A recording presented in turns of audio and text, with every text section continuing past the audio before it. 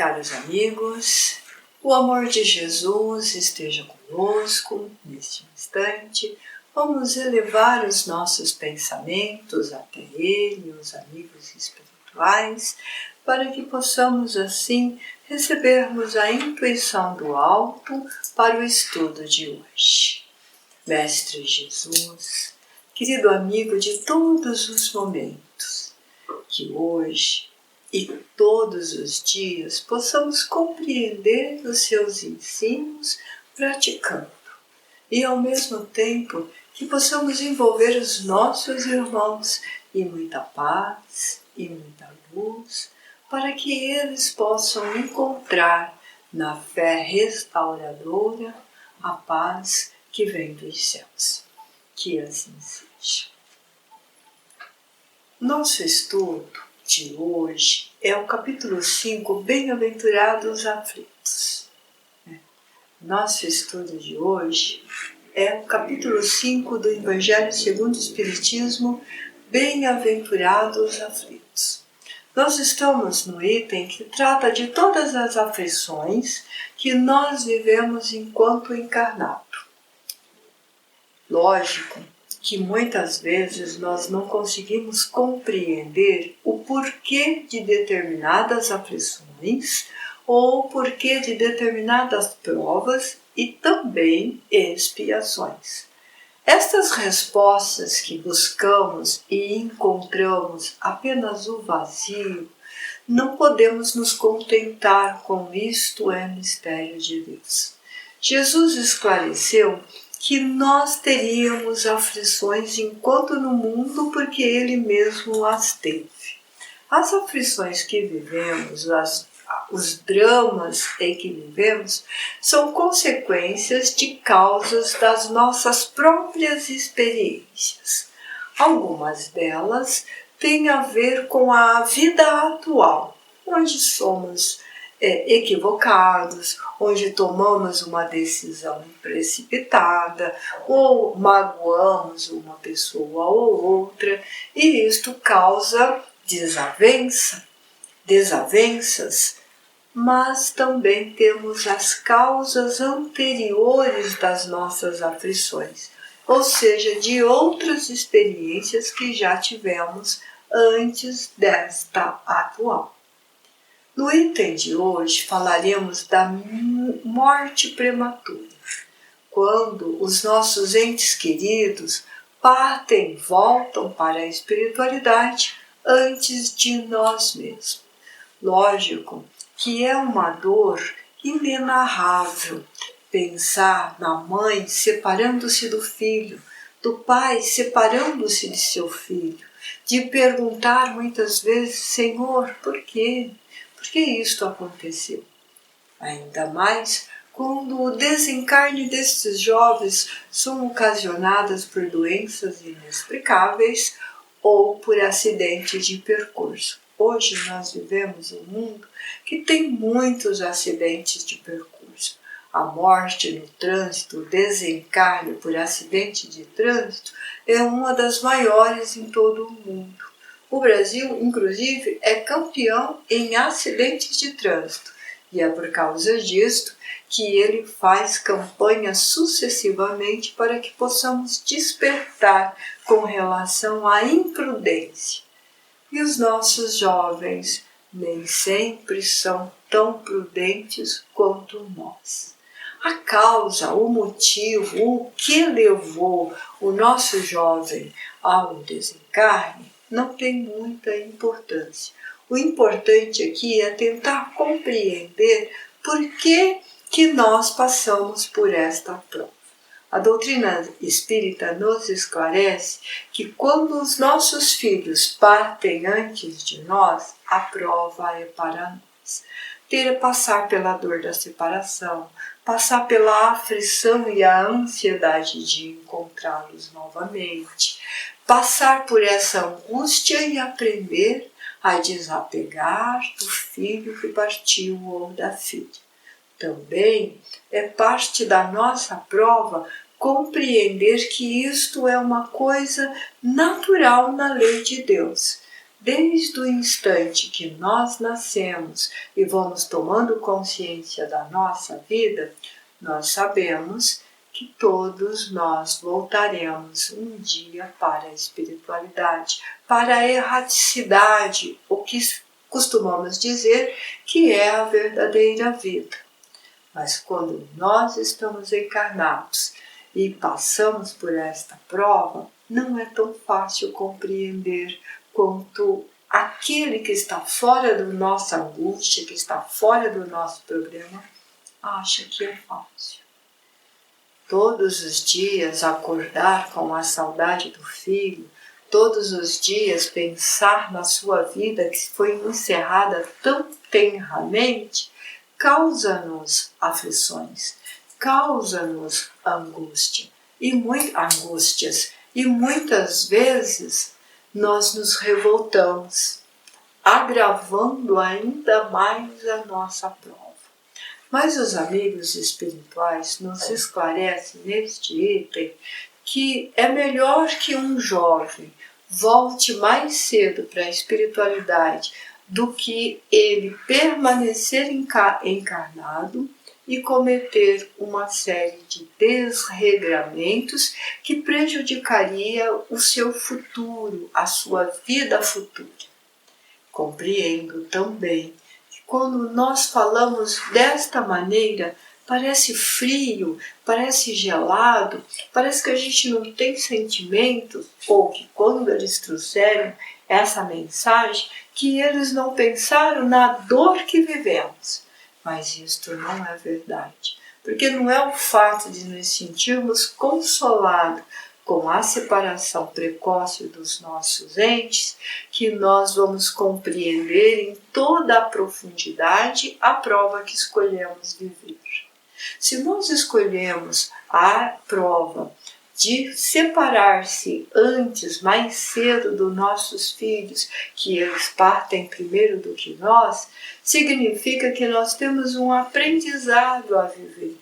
Talvez a ausência, talvez o desapego e talvez aprender também a lidar com outras pessoas, doar o seu coração em favor de outras mães e outros pais que sofrem a mesma perda. Não é fácil só porque estou falando, porque na verdade quando a gente passa por essa prova, ela é muito mais profunda, ela é muito mais marcante do que queremos. Mas é muito importante que não percamos a confiança em Deus, não percamos a confiança nos amigos espirituais e não percamos a fé, porque é a fé que vai nos levar um dia ao reencontro deste filho. A prova também é para os nossos filhos, porque eles também passam pela prova de desencarnar cedo, no auge dos seus desejos, no auge das suas realizações e renunciar a isso. Nós não vamos tentar colocar aqui o porquê estamos passando por esta prova. Nós vamos apenas dizer que a encarnação em si, no mundo de expiações e provas, já é uma aflição. Que quando nós passamos por essas provas, nós estamos regenerando o nosso íntimo. Uma coisa que causa ainda mais revolta é se o nosso filho ou o filho do nosso amigo, do nosso parente, era uma pessoa de bem, uma pessoa que trabalhava, que estudava, que queria constituir família, que era honesta, ou seja, aquilo que nós resumimos como qualidades de um homem de bem e foi retirado da vida precocemente. E a gente diz, se fosse, foi porque é um homem de bem. Por que não vai o filho do outro que é maldoso? Por que não vai a outra pessoa que está na marginalidade da vida? Por que tem que ser o meu? Quando a gente fala isso, nós estamos entrando numa revolta. E ao mesmo tempo nós estamos julgando a vida do outro. Porque nós não sabemos verdadeiramente em que estágio da evolução que nós estamos. Lógico, claro que se nós ainda estamos cometendo muitos equívocos e muitos erros, significa que estamos nos primeiros patamares. Mas se o nosso filho, se o nosso amigo, se o nosso ente querido, se o filho de um amigo era um ser de bem, ele é um ser de bem. Ele continua sendo um ser de bem. Ele apenas mudou de vibração. Ele deixa o corpo físico, que é a causa das suas aflições, retornando à espiritualidade, se recuperando, se regenerando, voltando às atividades normais da vida em espírito e muitas vezes até colaborando conosco sem que nós percebamos a sua ajuda invisível diante de nós. Aquele que nós estamos criticando ou aquele que nós estamos desejando que ele se imparta e não os nossos, ele também terá o seu tempo, ele também terá o seu dia. A lei natural de Deus alcança a todos. E mais cedo ou mais tarde seremos alcançados. Chico Xavier, quando ele estava escrevendo o livro O Consolador, foi feita uma pergunta para o Emmanuel, que é um livro de perguntas e respostas para o Emmanuel. Foi feita uma pergunta com relação a quem é o criminoso, quem é o marginal hoje, o que significa isso, ou então por que nós teríamos que viver com isso. A resposta de Emmanuel é muito interessante, que o criminoso de hoje é só um de nós, ou seja, só um de nós, ele incluiu a todos, que foi alcançado pela lei. Então, mais cedo ou mais tarde, nós realmente vamos responder pelos nossos equívocos. O bom seria que nós não precisássemos cometer mais equívocos para poder acertar os equívocos do passado. Mas nem sempre é desta maneira. E nós sabemos sim que existe inúmeras tragédias. Nós não estamos querendo colocar um arco-íris diante dos nossos olhos. Nós não estamos enxergando o mundo só na cor rosa. Nós sabemos bem que assim como um pé de rosa que dá lindas rosas também tem os seus espinhos, a nossa vida é de igual maneira. Nós sabemos que temos muitos atos bons, nós sabemos que estamos crescendo, que estamos evoluindo, que a cada encarnação nós damos um passo ou estacionamos, não regredimos. Às vezes nós acreditamos que regredimos, não, a evolução ela é perene. O máximo que pode acontecer é ficarmos estacionados muito tempo, mas a própria lei da vida nos empurra a uma solução. Não há necessidade de ninguém pegar provas com as próprias mãos. Não há necessidade da gente fazer justiça com as próprias mãos. Não há necessidade de agredir outra pessoa por causa das coisas que nos acontecem, de revidar. Porque é por causa destas situações, dessas ações que já tomamos, que nós vivemos tantas aflições nos tempos de hoje. A escola, a terra, é de expiações e provas, e ela geme de dor, mas nós achamos que só há o mal na terra, e isto não é exatamente verdade, porque o bem se faz muito mais. Há muito mais pessoas que pensam no bem e agem no bem do que o contrário. Nós estamos no momento de persistir no bem para que a própria terra modifique o seu estágio de expiações para a regeneração. E não acontecerá nenhum milagre, não vai cair uma chuva de bênçãos dos céus e mudará a nossa condição de espíritos imperfeitos, caminhando para espíritos bons, da noite para o dia. Nós sabemos que na lei de Deus não há milagres. Neste sentido de hoje eu sou bom, amanhã eu sou mal, amanhã eu sou mal, depois eu sou bom. nós temos uma continuidade, um passo de cada vez, sempre indo para o bem, sempre evoluindo.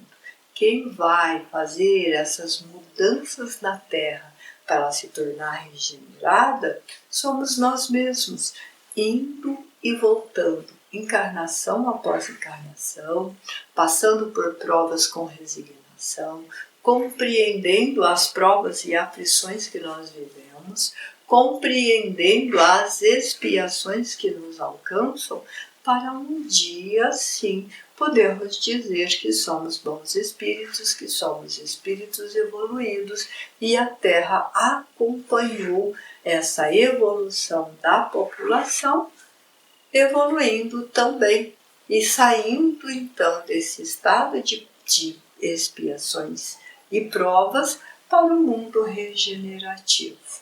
Nós, às vezes, falamos muito sem perceber, porque nós gostamos de olhar as coisas sempre berço túmulo. Temos esse hábito, que é um hábito até atávico.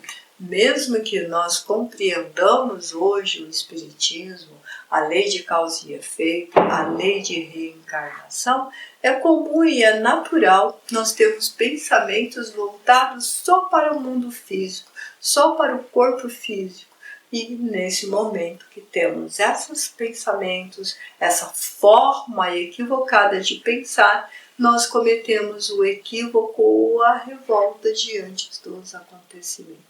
Quando nós olhamos os acontecimentos de um todo, olhando esse ângulo da vida futura, olhando esse ângulo da vida passada, olhando pelo ângulo da vida presente, nós conseguimos melhorar a nossa forma de entender e agir.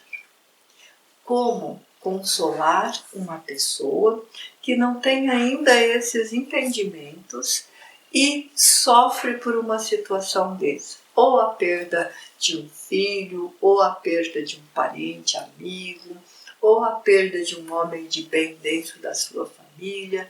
Como aceitar todas essas aflições e como consolar. Nós devemos lembrar de Jesus dizendo que todos aqueles que estavam em aflições deveriam procurá-lo. E nós não podemos esquecer que o início desse capítulo sobre as aflições que tem a ver com o Sermão no Monte diz: bem-aventurados os aflitos, porque serão consolados. Então, se nós temos o ângulo, se nós achamos ou procuramos sentir que nós podemos ter uma conversa muito íntima com Jesus e que Ele vai nos amparar, segurando em seus ombros e secando as nossas lágrimas, nós seremos consolados com muito mais rapidez. Vamos esquecer o nosso ente? Não, meus irmãos. Nós não vamos esquecer o nosso ente. Nós não vamos esquecer o nosso filho. É uma saudade que nunca passa, mas ela vai deixando de ferir. É uma saudade que vai viver a vida toda no seu coração nesta encarnação, mas ela vai deixando de machucar. Vai ter dias que você não vai se lembrar. E vai ter dias que você vai chorar. Mas você não vai chorar mais de aflição. Vai chorar consolado. Vai chorar confiante. Vai chorar com esperança do reencontro. Vai chorar sabendo que eles estão bem e que mais cedo ou mais tarde nós os alcançaremos. Nós vamos agora fazer uma vibração e para encerrar esses estudos. Querido Mestre Jesus, Tu que nos deste o entendimento de compreender que aquele que parte antes de nós o fez por um pedido anterior dele ou nosso, que é o melhor momento para dar um salto de qualidade nas suas provas e nas suas expiações, assim como nas nossas provas e nas nossas expiações. Consola o nosso coração, Senhor, para que a gente possa manter a fé, a esperança, a paz, que a saudade de todos os dias, aquela saudade que horas amarga mais, ora amarga menos, possa ser consolado com a tua palavra viva, com o teu evangelho que cala mais fundo, que as mães de todo mundo, que os pais de todos os mundos, que choram pelos seus filhos, que choram pelos seus entes, possam ser amparados na luz divina da consolação da fé, essa cadeia que ilumina o corpo, a casa, a alma, iluminando o espírito. Pai de infinita bondade, nós te agradecemos profundamente a oportunidade de estarmos encarnados e a oportunidade de passar por prova tão grande que não podemos muitas vezes descrevê-la, mas que essa dor de hoje, que essas lágrimas de agora possa ser consolado no futuro. Te agradecemos.